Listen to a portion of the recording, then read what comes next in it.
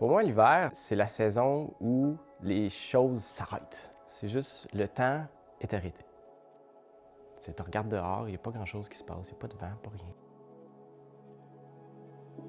Puis moi, j'en profite pour concentrer toute mon énergie dans l'atelier, à fabriquer, à concevoir des projets, des idées, des meubles, juste prendre le temps de faire les choses.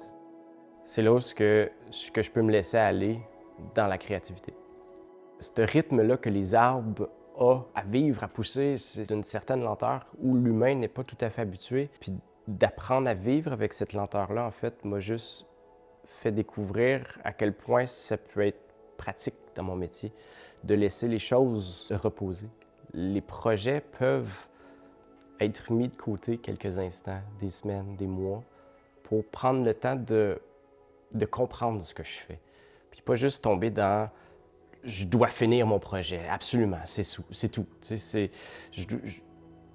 J'aime quand les choses prennent du sens, puis quand ça n'a pas, maintenant, ça ne veut pas dire que ça n'aura jamais, mais le fait de l'avoir pas très loin, à la vue, ça me permet vraiment de développer un sens à l'œuvre parce qu'il y a des choses qui se passent autour de moi, des événements que je vais créer avec d'autres interactions humaines ou juste en regardant certains détails de la nature, il y a des choses comme ça qui se manifestent, puis il n'y a rien d'autre que le temps qui peut régler ces choses-là.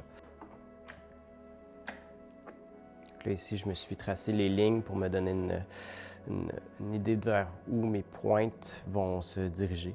Parce qu'étant donné que c'est quand même le cercle est un peu décentré du travail, bien, il fallait que je me donne un guide. Là, j'utilise un rabot que je me suis fait, c'est un rabot courbé, dans le but de surtout dégrossir en ce moment. Là. Je vais aller délicatement enlever de la matière.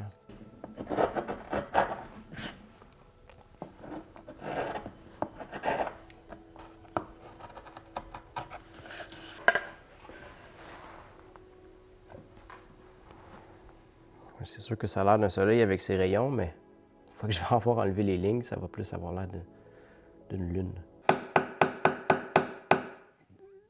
Je sais pas si tu l'as entendu, mais au début, ça faisait toc, toc, toc, toc, toc. Et quand je suis arrivé à la fin, ça fait tic, tic, tic, tic.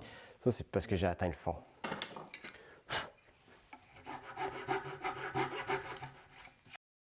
Donc, on voit ici les gros goujons que je vais recouper en deux, vont venir servir comme travers à travers les pattes ici et dissimuler en dessous. Là. Je vais aussi percer les trous pour accueillir les plus petits goujons. Puis ça, en fait, à quoi ça va servir, c'est que vu que les pattes sont plutôt longues, ça vient créer une meilleure stabilité parce qu'avec le poids du meuble, ça peut rapidement juste balancer, même si les assemblages atonomes sont très solides, ça peut rapidement créer un déséquilibre. Donc, en venant solidifier la partie la plus basse, on vient vraiment créer cette forme de structure-là qui va être beaucoup plus stable, en fait, pour le meuble qui est quand même en hauteur par-dessus tout ça. On voit ici une teinture mauve naturelle que j'ai faite au courant de l'été. C'est des petites cerises sauvages. Et là, elle est vraiment condensée pour une meilleure préservation. On le voit très bien, là, la couleur. Là. Fait que là, je viens juste légèrement la diluer pour qu'elle s'étende mieux.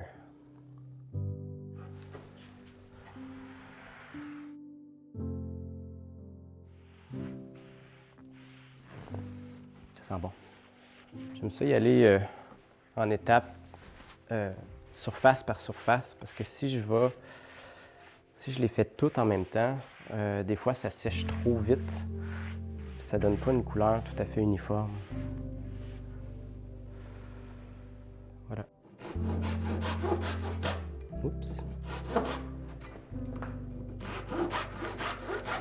Justement, j'avais commencé à observer mon bois l'automne dernier, à identifier ce que j'espérais trouver à travers cette matière-là. Vois-tu, quand j'ai commencé l'œuvre, j'ai réalisé en fait que les petits trous des insectes n'étaient pas la bonne couleur. C'était plutôt foncé au lieu d'être pâle. Ça m'a déçu, évidemment, parce que c'était pas le plan initial avec l'œuvre qui était supposé représenter un super ciel étoilé. Mais justement, avec le temps, j'ai compris ce que ça voulait dire. J'ai compris que le message que le bois essayait de m'envoyer, c'est que le ciel étoilé qu'on devrait tous connaître n'est plus le ciel qu'on connaît aujourd'hui. Je veux dire, lève la tête, on les voit presque plus, les étoiles. Je veux dire, on voit plus souvent des satellites que des étoiles. Donc, l'œuvre s'appelle Lumière.